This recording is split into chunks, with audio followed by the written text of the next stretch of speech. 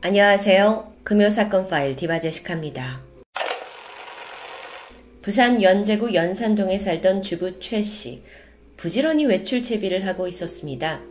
이날 경북 경주시에서 열리는 용왕제에 참가할 계획이었는데 매년 그곳에서 가족을 위한 기도를 드려왔던 겁니다. 이른 아침 6시 반, 그날 그녀가 집을 나설 때 안방에서는 대학생 딸과 중학생 아들이 여전히 깊은 잠에 빠져 있었죠. 2001년 2월 4일 일요일 아침 8시, 중학생 남동생이 만화를 보기 위해 먼저 잠에서 깨어났습니다. 그런데 옆에서 자고 있던 누나가 없는 걸 알아채요. 누나 부르면서 집안 이곳저곳을 다녔죠. 그런데 책상 위에 누나의 휴대폰과 지갑이 그대로 놓여 있습니다. 아, 멀리 나간 건 아니구나 생각했고 다시 TV를 보기 시작했죠.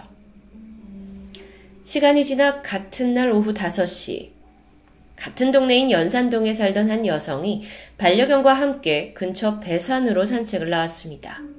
이 배산이란 곳은 해발 255m의 낮은 산인데 많은 주민들이 운동을 하기 위해 자주 찾는 곳이죠. 여성은 그날따라 평소 잘 이용하던 등산로가 아니라 인적이 드문 샛길로 걸음을 옮겼습니다. 그렇게 중턱쯤 다다랐을까요? 심상치 않은 무언가가 눈에 띄었죠. 피를 흘리고 있는 젊은 여성의 변사체. 즉각 신고를 받은 경찰이 출동했지만 이 시신이 소지품을 전혀 가지고 있지 않았기 때문에 신원을 즉각적으로 파악하긴 힘들어 보입니다. 한편 동생은 집에 오지 않는 누나가 슬슬 걱정되던 차였습니다. 그러던 중 TV에서 이 집 근처인 배산에서 발견된 여성의 시신에 대한 뉴스 속보를 보게 돼요. 근데 운동화를 신고 있었다는 정보를 듣게 됩니다. 불길한 예감에 동생이 바로 신발장을 확인하는데 누나의 운동화는 그대로였죠. 동생은 뉴스 속에 나오는 그 인물이 자신의 누나가 아니구나라며 안도합니다. 하지만 얼마 후 시신의 신원이 밝혀졌는데 그건 바로 이른 아침 호련히 집에서 사라진 누나, 22살 김선희 씨였습니다. 가족에게는 정말 하늘이 무너질 것 같은 소식이었겠죠. 알고 보니까 운동화를 신고 있었다는 뉴스하고는 달리 김 씨는 맨발 상태로 구두를 신고 있었습니다. 그건 평소에 즐겨 신고 있던 낮은 굽의 단화였죠. 게다가 김 씨는 헐렁한 티셔츠에 무릎에 구멍이 난 트레이닝 바지를 입고 있습니다. 그 집에서 입던 잠옷 차림 그대로였고 그 위에다가 검정색 코트만 걸치고 나간 겁니다. 사건을 추적하던 경찰과 유족 모두에게 왜 일요일 아침에 잠옷바람으로 구두를 신고 그녀가 산에 올라갔는지 쉽게 풀리지 않는 의문입니다.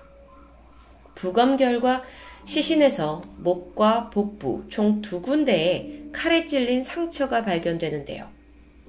사망 시각은 당일 오전으로 추정이 됐고 사인은 약 7에서 8cm 정도 되는 복부 상처, 이걸로 인한 과다출혈 쇼크사였습니다. 사건 발생 다음 날엔 시신에서 7, 8m 떨어진 지점에서 흉기로 의심되는 물건이 발견됩니다. 가정집에서 흔히 쓰는 과도예요. 거기엔 피해자의 혈흔이 다량 묻어 있었지만 타인의 지문이나 DNA는 검출되지 않았죠. 일단 주목할 만한 점은 시신의 상태입니다. 목과 배, 2군데에 난 자상을 제외하곤 몸 상태가 믿기 힘들 정도로 깨끗했어요. 그러니까 어떤 멍이나 폭행 혹은 성폭행의 흔적도 없었고요. 방어근조차 없습니다.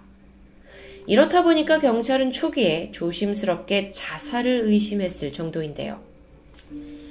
김 씨가 발견된 곳은 등산로 주변이었죠. 그런데 만약 여기서 범행이 일어났다면 피해자 김 씨가 소리를 질렀을 거고 금세 이목을 끌었을 겁니다. 그만큼 노출된 장소예요. 그렇다면 범인 입장에선 여긴 굉장히 위험 부담이 큰 곳이겠죠. 그렇기 때문에 경찰이 정황상 자살을 고려했던 겁니다. 아니 근데 그렇다고 하기에도 미심쩍은 게 한두 개가 아닙니다. 우선 22살 대학생이던 김 씨는 자살을 할 동기가 전혀 없었고요. 유서 또한 발견되지 않았습니다. 만약 칼로 찔러서 자살을 하고자 했다면 한 번에 급소를 찌르는 게 보통인데 굳이 목과 배 두 군데를 찔렀다는 건 쉽게 납득이 가지 않습니다. 게다가 만약 그렇게 스스로 두 군데를 찌르고 칼을 뽑았다면 이 김씨의 손에는 다량의 피가 묻어 있어야겠죠. 하지만 손은 깨끗했습니다. 결국 이 사건은 자살일 수 없다고 판명되면서 타살로 조사의 방향성이 정해집니다. 자, 시신의 상처를 보면 연거푸 찌른 게 아니라 단 한 번씩 깊게 찌른 상태였습니다. 아주 깔끔하게 상처가 나 있었죠. 그렇다면 이건 전문가의 솜씨일까요? 그런데 또 이상한 점이 있습니다. 복부에는 상당한 출혈이 보였지만 정작 목에서는 피가 많이 보이지 않아요. 이걸 토대로 전문가들은 범행 순서를 추정할 수 있었죠. 우선 범인은 기습적으로 그녀의 배를 먼저 찔렀고 김 씨가 잠시 주저앉았다가 옆으로 쓰러진 것으로 보입니다. 이건 피해자가 당시 입고 있던 바지에 묻어있는 그 혈흔 모양으로 알 수 있던 정보예요. 이후에 범인이 잠시 기다렸다가 피해자의 심장이 멎을 무렵 목 부근을 한 번 더 찔렀는데 그래서 출혈이 별로 없고 상처도 벌어지지 않았던 겁니다. 법의학자는 범인이 피해자와 마주보고 서 있을 거라고 추정합니다. 두 사람이 서서 평소처럼 대화를 나누다가 갑자기 공격을 당한 정황이겠죠. 목에 난 상처는 특히나 목뼈에 칼이 닿을 때까지 아주 깊게 찔렸는데 이건 주로 범인이 어떤 피해자에게 깊은 원한이 있을 때 남겨지는 흔적입니다. 그렇다면 범인은 면식범일 가능성이 높아지겠죠. 물론 그렇지 않을 가능성도 배제해서는 안 됩니다. 사건 당일 피해자 김 씨의 행적을 추적해 보니까 그녀가 어떤 이유에서인지 자발적으로 집을 나선 시간은 오전 6시 30분부터 8시 사이입니다. 현장은 배산 중턱에 있는 등산로 인근에 있는 숲풀이었어요. 여기가 집에서 걸어서는 약 10분에서 15분 정도 걸리는 거리였죠. 현장 주변이 가시덤불이 많아서 사람들이 쉽게 접근하지 않는 곳입니다. 그런데 그래도 훤히 보이는 곳이에요. 노출된 곳이잖아요. 그럼 분명 사건의 목격자가 있을 텐데요. 경찰은 일대 주민과 등산객을 상대로 목격자를 찾기 시작합니다. 안타깝게도 2000년대 당시엔 피해자 집에서부터 등산로까지 단 한 대의 CCTV도 설치되어 있지 않았습니다.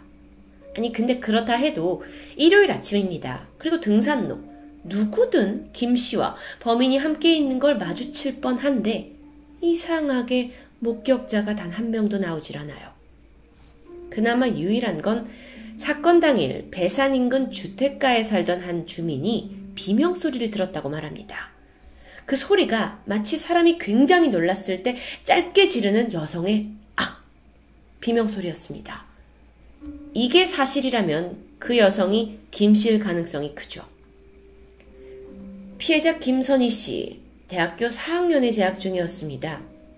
과 대표를 맡고 있었고 문학 동아리 활동도 하면서 회장직을 맡기도 했는데요. 주변 사람들과 관계가 원만하고 또 친구들은 그녀가 예쁘고 착한 모두가 좋아하던 사람이라고 입을 모았습니다. 가정 형편은 좀 어려운 편이었지만 그렇다고 딱히 금전 문제가 있던 것도 아니죠. 가족 간의 불화도 전무했습니다. 즉 김 씨는 누군가에게 살해당할 만한 어떤 특별한 이유가 없는 아주 평범한 여대생입니다. 자, 그렇다면 사건 전날 어떤 특이한 행적이 있는지 볼까요? 하루 전날인 저녁 8시, 그녀는 동아리 친구와 잠시 통화를 나눴습니다. 방학인데 오랜만에 모임이 있으니까 한번 보자 라는 내용이었고요. 정확한 날짜는 아직 잡지 않은 그런 통화 내용입니다. 그리고 이게 김 씨의 마지막 통화 기록이었죠. 좀 생각해보면 이른 아침에 누군가의 연락을 받고 밖에 나간 게 아닌가 싶었지만 그날 누군가와 전화나 문자를 주고받은 기록이 없습니다. 그렇다면 누군가 집으로 찾아와서 문을 두들기고 자고 있던 김 씨를 불러낸 건 아닐까요? 어쩌면 사전에 약속을 미리 했을 수도 있죠. 처음 그녀는 이 방문자가 와서 잠깐 얘기를 할 줄 알았고 그래서 핸드폰과 지갑을 가지고 나가지 않았던 것 같습니다. 근데 막상 얘기가 길어졌고 또 본격적으로 어떤 대화를 하기 위해 배산으로 같이 산책을 갔을 가능성이 크겠죠. 그렇다면 일요일 아침 집에 찾아가서 불러내도 이상하지 않을 만큼 매우 친했던 관계는 누가 있었을까요? 유가족들은 즉각 김 씨의 전 남자친구 정 씨를 의심했습니다. 둘은 지난 5개월가량 짧은 만남을 한 뒤에 헤어졌는데 헤어진 지 보름 만에 김 씨가 사망한 상황입니다. 친구들에 따르면 김 씨와 정 씨 커플은 동아리에서 선후배로 만나서 사귀다가 동아리에서 함께 갔던 해돋이 여행 이후 무슨 일인지 멀어졌다고 합니다. 그런 상황 속에서 이 같은 동아리에서 활동하던 한 남자 선배가 의미심장한 증언을 하게 되죠. 그는 죽은 김 씨가 해돋이 여행을 한 이후부터 주변 남성들에게 아주 싸늘하고 날카롭게 대했다고 말했습니다. 마치 여행 중에 무슨 충격적인 일이라도 겪은 듯 했죠. 실제로 김 씨는 이 여행에서 혼자 일찍 돌아왔습니다. 그리고 나서 남자친구 정 씨에게 이별 통보를 하게 되는데요. 당시 그가 보낸 문자도 심상치 않습니다. 죽어도 후회 안 하겠냐? 이 문자를 보냈던 정 씨, 용의자로 몰리게 되는데 즉각 억울하다는 입장이었죠. 그는 사건 발생 이틀 전인 2월 2일 형 결혼식 때문에 서울에 갔고 사건 당일까지 서울에 머문 사실이 확인됩니다. 알리바이상 범행은 불가능해 보이죠. 그렇게 일요일 아침 그녀를 불러냈을 면식범이라는 범위에서 가장 유력한 인물이었던 정 씨는 용의선상에서 제외됩니다. 한편 김 씨의 삶을 조금 더 들여다보면 그녀는 생전 학교에서 인기가 많았다고 알려져 있습니다. 고백했다가 차인 남성들도 있고요. 짝사랑하던 사람들도 있었죠. 그래서 경찰은 혹시 치정에 의한 살인은 아닌지 의심했습니다. 그리곤 피해자 학교 친구, 선후배 약 20명 정도가 수사를 받게 되는데 이들 모두 알리바이를 뒷받침할 증거와 증인이 존재합니다.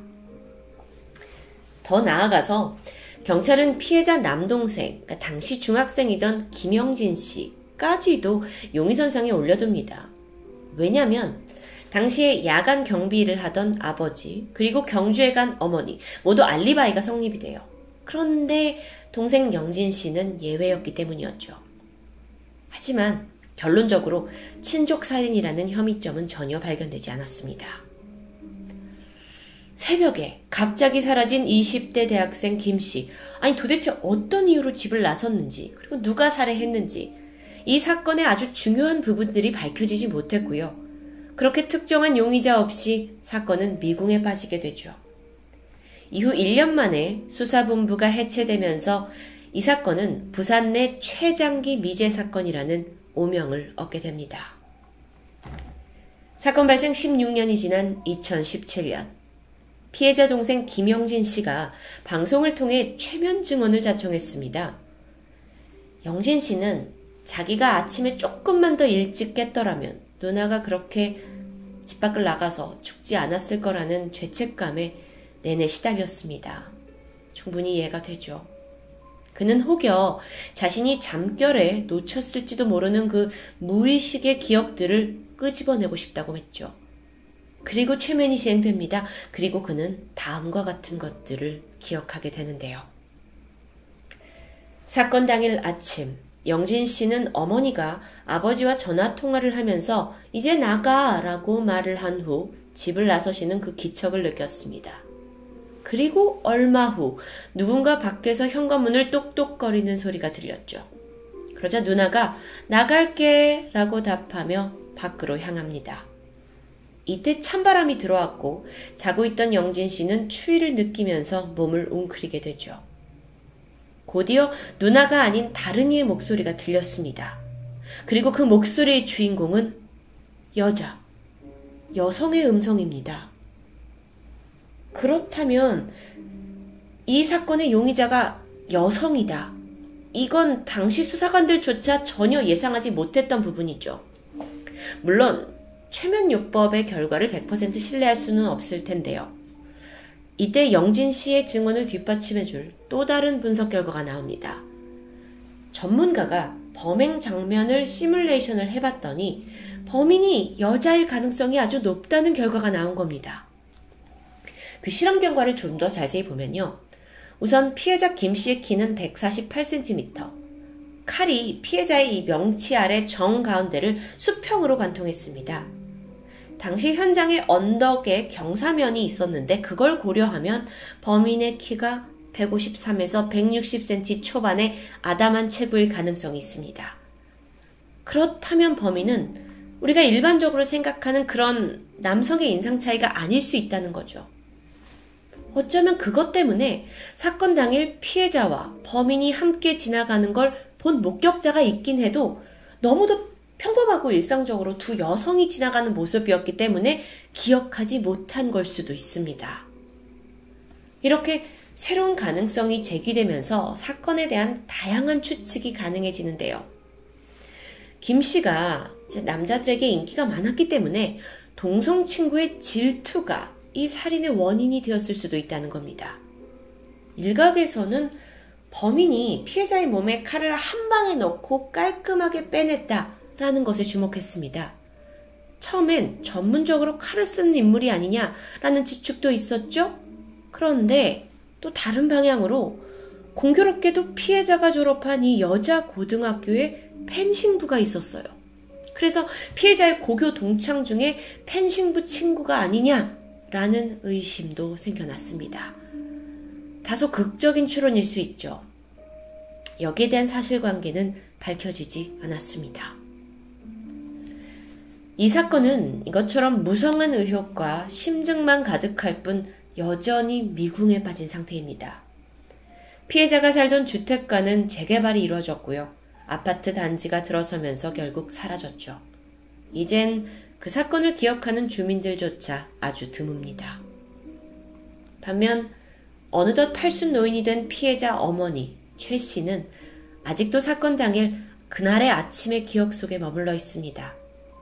똑똑하고 예뻤던 딸을 잃은 그 슬픔도 크겠지만 자신이 그냥 그날 집에 있었더라면 하는 후회와 자책 때문입니다. 어머니와 유가족의 고통은 오랜 시간이 지난 지금도 계속되고 있습니다. 현재 부산지방경찰청에서는 이 사건에 대한 재수사를 계속 진행 중입니다. 세월이 지나도 확실한 건 이 사건의 범인은 피해자와 면식관계일 확률이 상당히 높다는 부분이죠. 전문가들에 따르면 범인은 피해자에 대한 원한을 그동안 아무도 의심하지 못할 만큼 철저히 숨겼을 가능성이 아주 높습니다. 따라서 단체 생활에서도 아주 이미지 관리가 뛰어난 인물이었을 거란 분석이 있었죠. 다시 말하면 주변인들이 감히 걔가 그랬어? 라고 상상도 못할 만한 그런 사람일 가능성이 있습니다. 범인이 여성이든 남성이든 사건이 발생한 지 지난 21년 동안 그는 가면을 쓴 채 우리들 속에 뒤섞여 살고 있습니다. 하지만 언젠가 반드시 그 가면이 벗겨질 날이 오게 되겠죠. 금요사건 파일 디바제식합니다. 실종 아동을 찾습니다. 2001년 경주 보문단지 한국콘도에서 실종된 당시 15살의 김도연 씨. 오른쪽은 현재 모습으로 추정되는 사진입니다. 혹시 비슷한 분을 알고 계신다면 경찰청 182번으로 적극적인 제보 부탁드립니다. 감사합니다.